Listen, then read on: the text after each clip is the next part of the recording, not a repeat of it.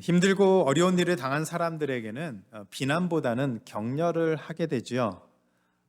당장은 암울하고 어려운 상황이지만 노력하다 보면 또 좋은 기회들이 생기다 보면 앞으로 좋은 일이 생길 테니까 힘을 내라는 말을, 그런 격려를 하는 것이 인지상정입니다. 그래서 정말 힘들고 어려운 사람들의 그런 이야기, 그런 시간들을 잘 견뎌서 나름대로 성공하고 잘 살게 된 그런 사람들의 그런 이야기가 많은 사람들에게 도전이 되고 또 희망이 되어서, 우리도 저렇게 하다 보면은 좋은 일이 생길 것이다, 또 모든 어려운 일들이 이제 잘 지나갈 것이다라는 기대를 하게 됩니다. 그래서 많은 사람들에게 당신도 할 수 있습니다, 당신도 충분히 할 수 있습니다라는 그런 격려를 하게 됩니다. 그런데 요즘은 절망적인 현실에서 희망을 주고 또 그런 희망을 품게 만드는 것을 희망 고문이라는 말을 씁니다.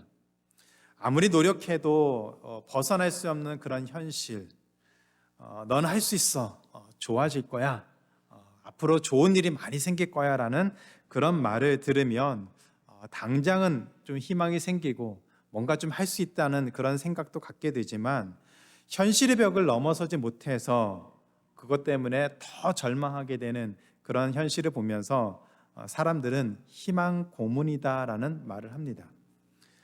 괜히 희망을 품게 만들어서 그 삶이 나아지지 않으면 더 비참해지고 더 어려워지기 때문에 그런 희망, 그냥 말로만 하는 그런 희망 같은 거 하지 말라는 얘기를 합니다. 그런데 오늘 우리가 읽은 본문에도 희망 고문처럼 보이는 말씀이 나옵니다. 나라가 멸망당하고 바벨론의 포로로 끌려간 사람들에게 하나님이 너희는 평안할 것이요, 재앙이 아니라 미래와 희망을 가질 것이다 라고 말씀하셨습니다. 그렇다면 하나님도 희망 고문을 주는 것일까요? 분명히 아닙니다. 왜 하나님이 주시는 희망은 세상이 주는 그런 희망 고문과는 다른 것일까요? 세상을 주관하시는 만군의 하나님이 우리의 삶을 친히 인도하고 있기 때문입니다. 천지 만물을, 온 세상을 다스리시는 하나님이 친히 우리의 삶을 인도하시고 우리에게 희망이 현실이 되도록 만들기 때문입니다. 오늘 우리가 읽은 말씀에 보면은 BC 586년에 남유다가 바벨론에 의해서 멸망을 당했습니다. 그로 인해서 수많은 사람들이 바벨론의 포로로 끌려갔습니다. 나라는 멸망당했고 바벨론의 포로로 끌려왔으니 돌아갈 곳도 없고 소망도 없는 그런 비참한 삶이 이 유대인들에게 펼쳐졌습니다. 그때 예레미야 선지자가 이 바벨론의 포로로 끌려왔던 유대인들에게 하나님의 말씀을 전했습니다. 그런데 오늘 우리가 읽은 말씀 4절에 보니까 예레미야가 이 유대인들에게, 바벨론의 포로로 끌려왔던 이 유대인들에게 매우 흥미로운 표현을 사용했습니다. 만군의 여호와 이스라엘의 하나님께서 예루살렘에서 바벨론으로 사로잡혀 가게 한 모든 포로에게 이와 같이 말씀하시니라. 고대에는 전쟁을 신들의 전쟁이라고 그렇게 이해를 했습니다. 물론 사실이 아닙니다. 그러나 옛날에는 전쟁이라는 것은 전쟁을 이기게 되면 자신들이 싸워서 이기는 것이지만 하늘에 있는 신들이, 자신들이 믿는 신들이 싸워서 그 결과가 이 땅에서 전쟁한 결과라고 그렇게 믿었습니다. 그래서 우리나라가 전쟁에서 이기면 우리가 믿는 신이 상대 나라의 신을 이겼기 때문에 우리에게 승리가 온 것이다라고 그렇게 이해를 했습니다. 바벨론이 유다를 이겼으니까, 멸망시켰으니까 사람들은 바벨론 신이 이스라엘의 하나님을 물리친 것이다, 이긴 것이라고 그렇게 생각을 했습니다. 그런데 예레미야는 만군의 여호와 이스라엘의 하나님께서 예루살렘 사람들, 유대인들을 바벨론에 사로잡혀 가게 하셨다라고 말씀하셨습니다. 하나님이 바벨론 신에게 져서 이 유대인들이 멸망당하고 포로로 끌려간 것이 아니었습니다. 유대인들이 지은 죄, 우상을 숭배하고 하나님을 버린 그 죄로 말미암아 하나님이 유대인들을 바벨론의 포로로 잡혀가게 하셨습니다. 그리고 하나님은 스스로 만군의 여호와, 천지 만물을 다스리시는 하나님으로 소개를 하고 있습니다. 이 세상의 주도권을 갖고 계신 하나님이 포로로 잡혀간 그 사람들에게 소망을 갖고 살라고 말씀하고 계십니다. 그래서 오늘 말씀은 세상을 주관하시는 만군의 하나님이 주시는 소망의 그 미래와 소망을 누리는 그 삶을 우리가 어떻게 살아갈 수 있는지 세 가지 모습을 통해서 같이 한번 살펴보려고 합니다. 세상을 주관하시는 하나님, 지금도 이 땅을 다스리시고 이끄시는 그 하나님이 우리에게 미래와 소망을 주신다면 그 삶을 위해서 우리는 어떻게 살아갈 수 있는지 세 가지 점으로 함께 살펴보겠습니다. 첫 번째는 하나님이 주시는 미래와 소망을 누리기 위해서 우리는 주어진 일상에 최선을 다하며 살아야 됩니다. 매일매일 반복하는 삶 속에서 우리는 그리스도인으로서 성실하게 살아가야 합니다. 예레미야 29장 5절부터 9절에 보면은 하나님의 자녀들이 일상에서 감당하면서 살아야 되는 세 가지 영역, 세 가지 삶의 영역에 대해서 설명하고 있습니다. 첫 번째로 그리스도인들이, 하나님의 자녀들이 이 땅을 살아가면서 감당해야 되는 첫 번째 일상은 가정을 세우는 것이었습니다. 집을 짓고 텃밭을 만들고 농사를 짓고 아내를 맞아 결혼하고 자녀를 낳고 또 그 자녀가 또 자녀를 낳는 대대손손 자녀를 낳는 그런 모습들로 살아서 이 바벨론 땅에서 번성하면서 살라고 하셨습니다. 사실 이 말은 유대인들, 포로로 잡혀온 유대인들에게는 매우 실망스러운 말입니다. 하나님은 포로로 잡혀온 유대인들에게 다시 예루살렘으로 돌아갈 것이라고 말씀을 하셨습니다. 그런데 바벨론에서 집을 짓고 농사 짓고 결혼을 하면서 대대손손 살고 번성하면서 살라고 하는 말은 이들이 이 바벨론 땅에서 생각보다 오랜 시간 머물러야 한다는 얘기입니다. 그래서 예루살렘으로 돌아갈 날을 손꼽아 기다리면서 기도만 하지 말고 아무것도 하지 않고 손 놓고 그냥 그 날이 언제인지 손꼽아 기다리는 그런 모습으로는 살아가는 것이 아니라 매일 반복되는 삶 속에서 결혼도 하고 일도 하고 자녀도 낳고 그 자녀들이 또 결혼해서 자녀를 낳는, 그래서 이 바벨론 땅에서 번성하면서 수를 늘려가면서 그렇게 살라고 말씀하고 있습니다.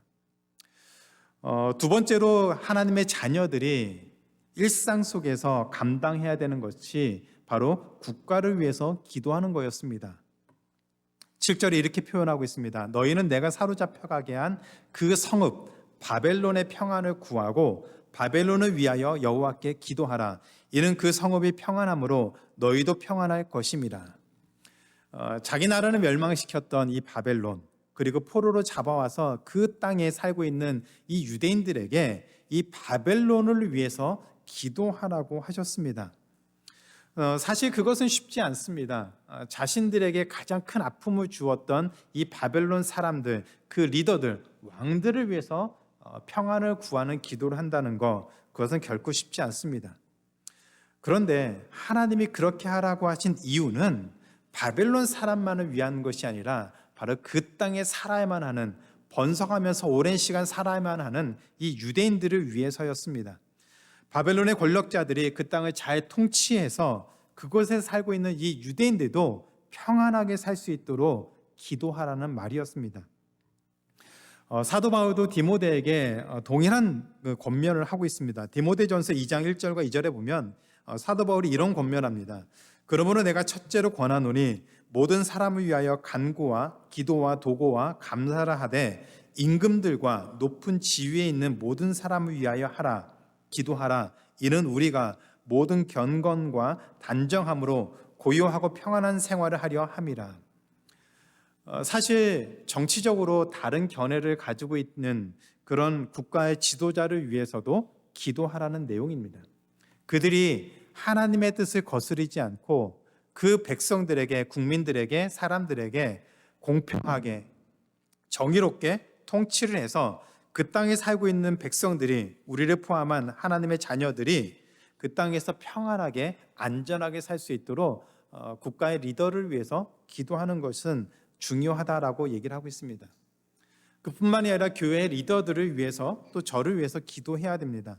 교회 리더들이 하나님과 더 친밀하고 하나님의 뜻을 잘 분별해서 말씀을 바르게 전하고 교회를 건강하게 세울 수 있도록 기도하는 것이 굉장히 중요합니다. 이 모든 것들은 특별한 날, 어떤 기회가 있을 때 해야 되는 것이 아니라 매일 우리의 일상 속에서 하는 기도의 모습, 일상적인 생활의 모습이다라고 얘기를 하고 있습니다. 그래서 하나님의 자녀들은 그들이 살고 있는 그 땅을 통치하는 권력자, 리더들을 위해서 기도해야 되고 교회 리더들을 위해서 기도해야 됩니다. 세 번째로 하나님의 자녀들이 감당해야 될 일상은 말씀을 바르게 배우는 것이었습니다. 8절과 9절에 보면 거짓 선지자들과 점쟁이에게 미혹되지 말고 거짓된 가르침에 속지 말라고 했습니다. 바벨론 때뿐만이 아니라 온 세대, 모든 시대를 통틀어서 거짓된 가르침은 정말 심각한 문제가 됩니다. 오늘날은 더 심해졌지요. 요즘에는 유튜브나 이런 인터넷 매체를 통해서 정말 심각한 수준의 거짓말과 잘못된, 특별히 말씀에 대해서 잘못 해석하고 잘못 가르치는 것들이 심각한 상황입니다. 그래서 그것을 분별하고 바르게 배우는 것, 말씀을 바르게 배우는 것들이 굉장히 중요합니다.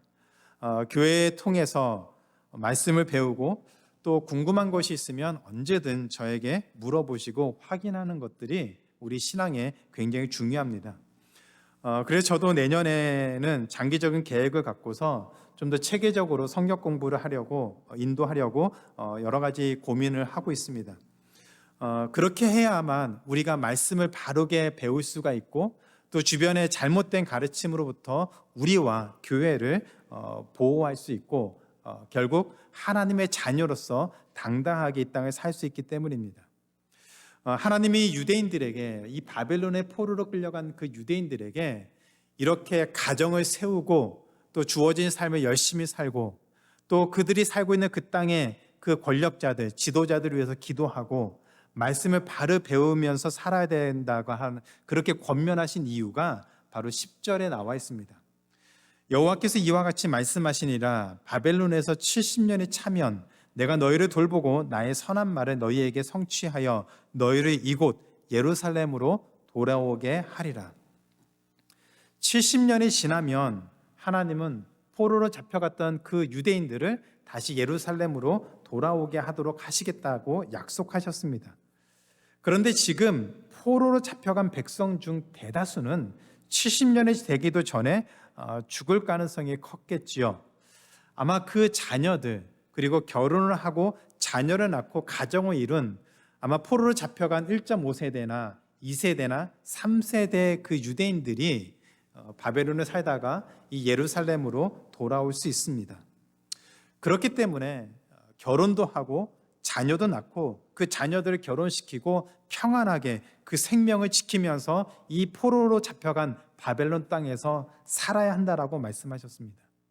그러기 위해서는 매일 반복되는 삶을, 주어진 그 삶을 최선을 다해서 살지 않으면 70년이 되었을 때, 70년이 지난 다음에 누가 예루살렘으로 돌아갈 수 있겠습니까? 유대인들이 비록 포로로 잡혀와서 그곳에 포로로 어렵게 힘들게 살고 있지만 그 70년이라는 시간을 하나님의 자녀로서 그 정체성을 지키지 못하고 살아간다면 누가 70년이 지나서 바벨론에서 예루살렘으로 돌아갈 수 있겠습니까? 하나님이 바벨론의 포로로 잡혀간 그 유대인들에게 하신 말씀, 그들이 그리스도인으로 하나님의 자녀로서 그들이 해야 될 모든 일들을 하나님의 뜻 안에서 감당하면서 살라고 하신 그 명령은 어쩌면 마지막 시대를 살아가는 오늘 우리들에게, 그리스도인들에게도 매우 중요한 내용입니다. 마지막 때라고 기도만 하고 교회에 모여서만 우리 신앙을 지키는 것이 아니라 우리도 가정을 세워야 합니다. 열심히 주어진 일을 감당하면서 살아야 됩니다. 기도하고 말씀을 배우는 일을 게을리해서는 안 됩니다. 내일 지구의 종말이 온다고 하더라도 나는 오늘 사과 나무를 심겠다고 하는 그런 말씀이 있죠. 하나님 우리에게 요구하신 일들은 어쩌면 대단하고 거창한 일이 아닐 수 있습니다. 매일매일 아침에 눈을 뜨고 하루를 시작하면서 우리가 부딪히고 경험하는 모든 일들이 그리스도인으로서 우리가 감당하면서 살아야 되는 일입니다. 다른 사람들에게 뭐 대단한 일을 한다라고 자랑할 수 없는 그런 일이지만 그 일들을 우리가 그리스도인으로서 최선을 다해서 감당하지 않으면 하나님이 우리에게 주시는 그 사명들을 우리는 감당할 수 없습니다. 하루 시간 눈을 뜨고 하는 모든 일들 가운데 고민하고 결정하고 기도하고 말씀 보면서 갈등하고 그렇게 하루하루를 시간을 보내는 그 모든 것들이 하나님이 기뻐하시는 그런 삶의 모습이 될 수 있도록 살아야만 합니다. 그것이 매일 말씀을 붙잡고 주어진 삶을 사는 모습이고 그렇게 우리가 1년을 살고 10년을 살고 20년을 산다면 우리 삶에 어떤 일들이 일어날지 정말 기대가 되지 않습니까? 큰 일을 하는 것이 아니라 매일 주어진 삶을 말씀 붙잡고 똑같은 사람 만나지만 똑같은 일을 하지만 그 삶 속에서 그리스도인으로 살기 위해서 고민하고 기도하면서 살다 보면 우리 인생을 하나님이 어떻게 인도하실지 기대가 되지 않습니까? 저는 정말 기대가 됩니다. 멜린드 크리스찬 교회도 마찬가지입니다. 우리가 하나님 말씀 붙잡고 살기 위해서 기도하고 말씀 듣고 그 말씀대로 세상 가운데 빛과 소금으로 살려고 몸부림치는 그런 교회를 세워나간다면 1년이 지나고 또 10년이 지나면 멜린드 크리스찬 교회가 하나님께서 어떻게 세워주실지 정말 기대가 되지 않습니까?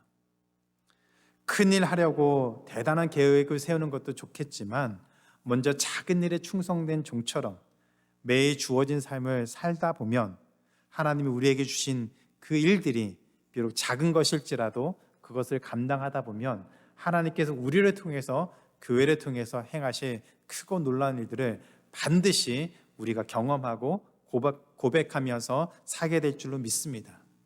그 일들을 위해서 매일 똑같은 일들을 반복하는 것이 우리에게 주어진다면 그 일들을 감사하면서 하나님의 은혜를 구하며 살아가는 우리 모두의 삶이 되기를 주님의 이름으로 축원하며 기도합니다.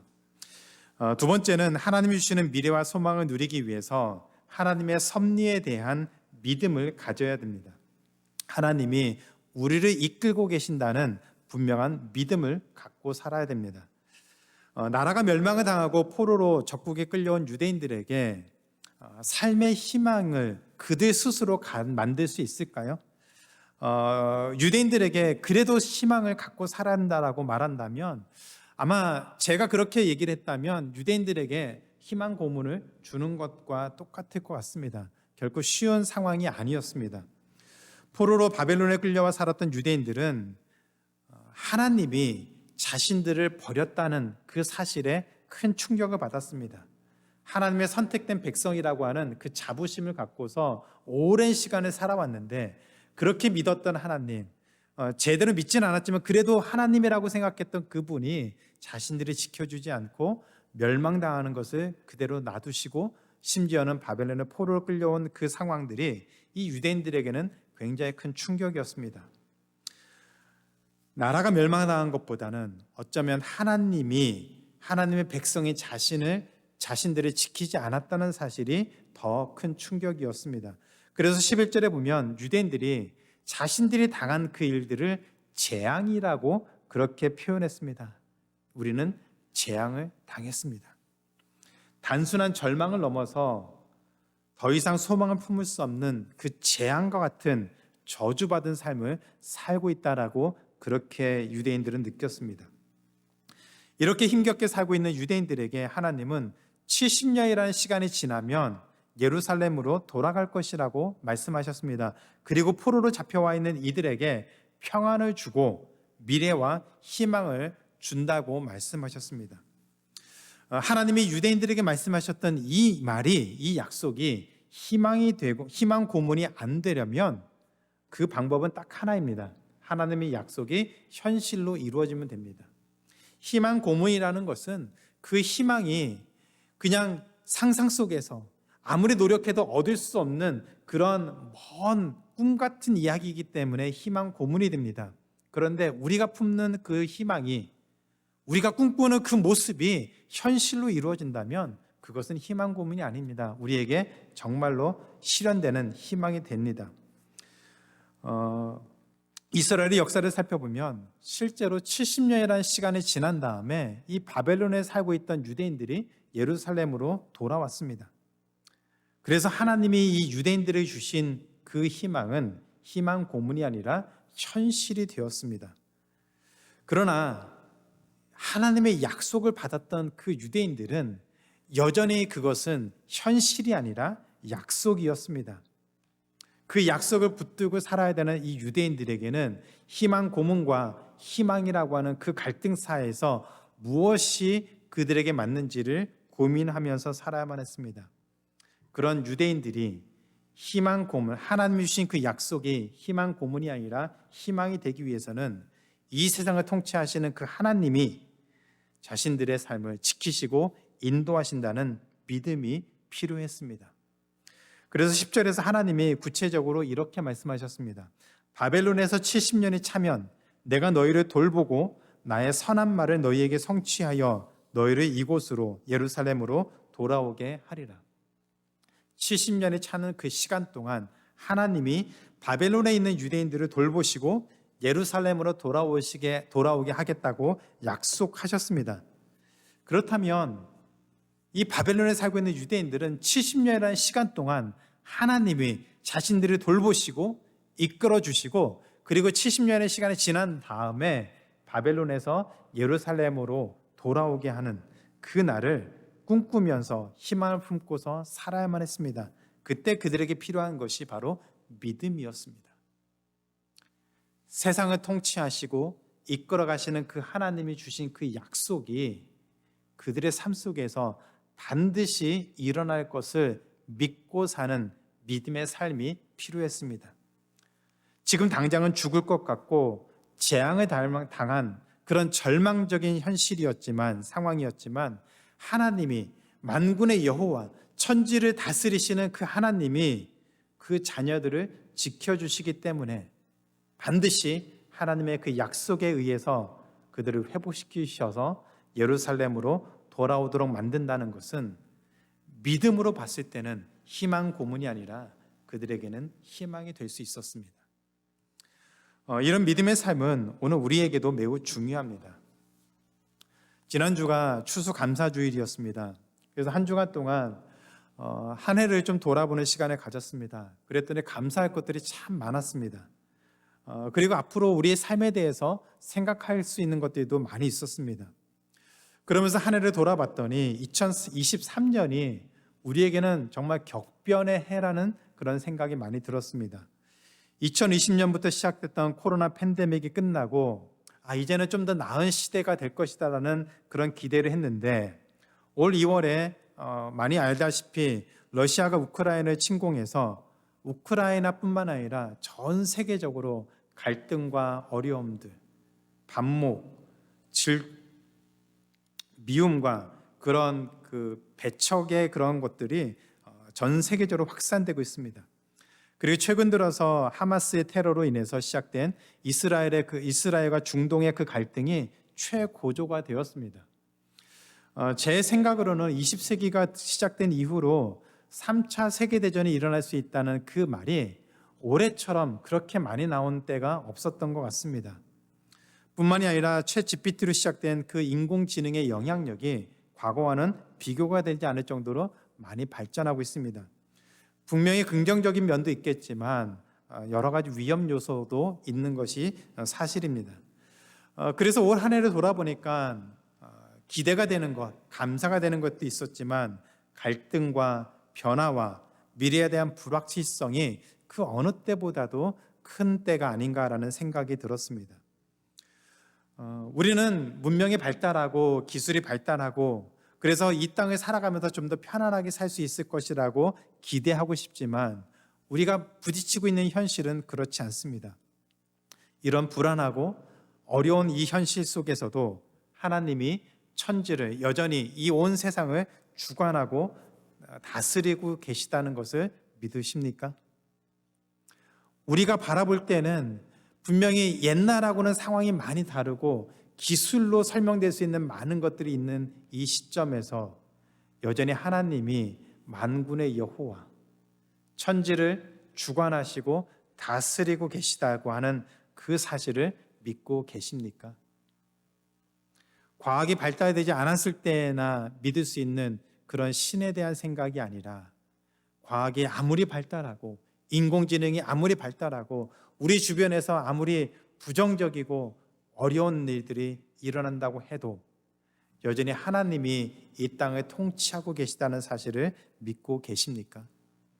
그 하나님이 우리를 돌보시고 이끌어 주시고 그리고 하나님이 우리에게 주신 그 약속을 반드시 성취하실 분이라는 것을 믿고 계십니까? 그렇다면 하나님이 주신 그 약속은 우리에게 희망이 될 수 있습니다. 우리 스스로는 절망적이고 재앙이고 답이 없고 세상을 향해서 어떠한 것도 기대할 수 없는 그런 상황이 될 수 있지만 천지를 주재하시는 하나님이 우리를 돌보시고 인도하신다면 우리의 삶은 평안을 누릴 것이고 우리는 미래와 희망을 갖고 세상을 살아갈 수가 있습니다. 그 삶을 위해서 우리 역시 믿음이 필요합니다. 하나님이 이 땅을 여전히 지금도 앞으로도 친히 다스리시고 이끌어 주실 것에 대한 믿음이 필요합니다. 하나님이 우리를 지키시고 인도하실 그 분이라는 사실에 대한 믿음이 우리에게도 필요합니다. 하나님에 대한 그 믿음이 있으면 하나님이 주신 그 약속은 우리에게 현실이 될 것이고 우리는 삶으로 그것을 보게 될 것입니다. 그래서 하나님이 우리 한 사람 한 사람에게 갖고 계신 그 미래와 희망, 하나님이 우리 자녀들이 갖고 계신 미래와 희망, 하나님이 우리 교회를 향해 갖고 계신 그 미래와 희망이 우리 삶을 통해서 우리가 경험하고 실제로 누리는 그런 현실의 삶이 되기를 주님의 이름으로 축원합니다. 다른 사람들에게는 꿈과 같은 그 일들이 하나님이 친히 우리 삶을 지키고 인도하시기 때문에 우리에게는 꿈이 아니라 더 이상 헛된 기대가 아니라 현실에서 누리고 고백할 수 있는 희망이 되기를 주님의 이름으로 축복합니다. 세 번째로 하나님이 주시는 미래와 소망을 누리기 위해서 우리는 하나님을 반드시 만나야 됩니다. 하나님이 주시는 미래와 소망을 누리기 위해서 우리는 반드시 하나님을 만나야 합니다. 하나님이 주신 미래와 소망을 누리기 위해서 우리는 그리스도인으로서 우리에게 주어진 삶을 최선을 다해서 살아야 되고 그리고 하나님이 주신 그 약속을 믿고서 살아야 됩니다. 그리고 천지 만물을 다스리시는 하나님을 찾고 만나야 합니다. 29장 12절부터 14절에서 하나님은 유대인들에게 하나님께 부르짖고 하나님께 기도하고 온 마음으로 하나님을 구하고 찾고 만나라고 말씀하셨습니다. 다양한 표현을 사용하셨지만 사실 내용은 하나입니다. 온 마음을 다해 간절히 하나님을 찾고 기도하라. 그러면 하나님을 만날 것이다.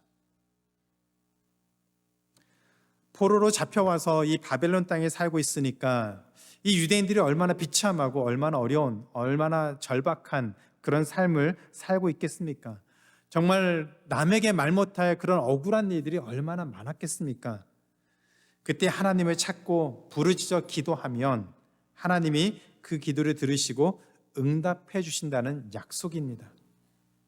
그리고 실제로 유대인들은 하나님을 찾고 만났습니다.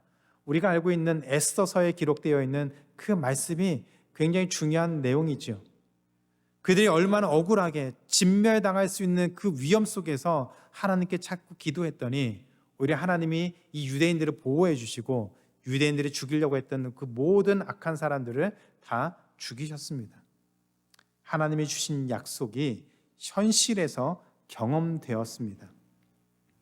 이처럼 하나님의 자녀가 어떤 상황에서도 하나님을 찾고 기도하면 하나님이 들으시고 응답하신다는 그 약속, 그 경험은 성경에 너무나도 많이 있습니다. 예수님도 동일하게 말씀하셨죠. 우리 같이 마태복음 7장 7절부터 11절을 한번 읽도록 하겠습니다. 마태복음 7장 7절부터 11절입니다. 시작. 구하라 그리하면 너희에게 주실 것이요 찾으라 그리하면 찾아낼 것이요 문을 두드리라 그리하면 너희에게 열릴 것이니 구하는 이마다 받을 것이요 찾는 이는 찾아낼 것이요 두드리는 이에게는 열릴 것이니라. 너희 중에 누가 아들이 떡을 달라 하는데 돌을 주며 생선을 달라 하는데 뱀을 줄 사람이 있겠느냐? 너희가 악한 자라도 좋은 것으로 자식에게 줄 줄 알거든. 하물며 하늘에 계신 너희 아버지께서 구하는 자에게 좋은 것으로 주시지 않겠느냐? 자식이 아버지에게 원하는 것을 말하면 아비된 마음으로서 뭐가 아까워서 주지 않겠습니까? 그것은 너무나도 당연합니다. 다 줘도 아깝지 않지요. 심지어 우리의 목숨을, 부모가 목숨을 바쳐서라도 자식을 구할 수 있다면 그렇게 할 수 있습니다. 하물며 하나님 아버지를 만나고 싶어서 찾고 기도하면 하나님이 모른 척 하실까요? 당연히 아닙니다. 너무 기뻐서 오히려 그것을 기다리신 하나님이 우리가 하나님을 찾을 때에 너무 기뻐서 우리에게 만나 주시고 우리와 함께 하심을 분명히 알게 해 주십니다. 히브리서 기자는 우리가 하나님을 찾을 때에 하나님이 응답하시는 이 삶을 좀 더 적극적으로 권면하고 있습니다. 히브리서 4장 15절과 16절 우리 같이 한번 읽겠습니다. 시작. 우리에게 있는 대제사장은 우리의 연약함을 동정하지 못하실 이가 아니요 모든 일에 우리와 똑같이 시험을 받으신 이로되 죄는 없으시니라. 그러므로 우리는 긍휼하심을 받고 때를 따라 돕는 은혜를 얻기 위하여 은혜의 보좌 앞에 담대히 나아갈 것이니라. 저는 이 말씀을 참 좋아합니다. 왜 좋아하냐면 여기에는 16절에는 은혜를 얻기 위하여 은혜의 보좌 앞에 담대히 나아갈 것이다 라고 표현하고 있지만 우리의 표현, 우리의 언어로 본다면 이런 표현입니다. 은혜를 얻기 위하여 은혜의 보좌 앞에 뻔뻔하게 나아간다. 은혜를 얻을 자격이 없는 우리가 하나님의 은혜의 보좌 앞에 내세울 것도 없는 우리가 뻔뻔하게 나아가도 된다라고 말씀하고 있습니다. 하나님이 우리에게 주신 그 은혜가 이렇게 크고 놀라운 은혜입니다.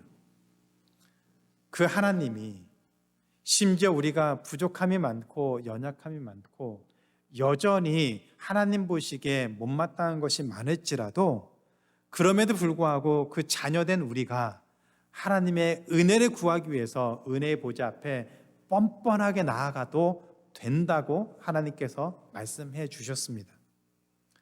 그렇게 말씀하신 하나님에게 우리가 온 마음을 다해서 하나님을 찾고 하나님께 기도하고 구하면 하나님이 왜 우리를 피하시고 우리와 만나주지 않겠습니까? 바벨론 포로로 끌려간 유대인들에게 주신 그 하나님의 말씀과 예수님의 말씀과 이 히브리서의 말씀의 공통점은 이것입니다. 지금까지 우리 중에 누구라도 아직 하나님을 만나지 못한 사람이 있다면 그 이유는 딱 한 가지입니다. 하나님을 간절히 찾지 않았기 때문입니다. 온 마음을 다해 기도하지 않았기 때문입니다. 온 마음을 다해 기도하지 않았다는 것은 아직 하나님 없이 내 힘으로 살만하다는 것이죠. 나에게 믿는 구석이 있으니까 굳이 하나님을 간절히 찾지 않아도 내가 생각하고 내 힘으로 내 계획으로도 충분히 좀 힘들겠지만 그래도 감당하기 때문에 하나님을 찾지 않는 것입니다. 그래서 하나님을 대충 믿거나 대충 찾으니까 하나님을 만나지 못하는 것이죠.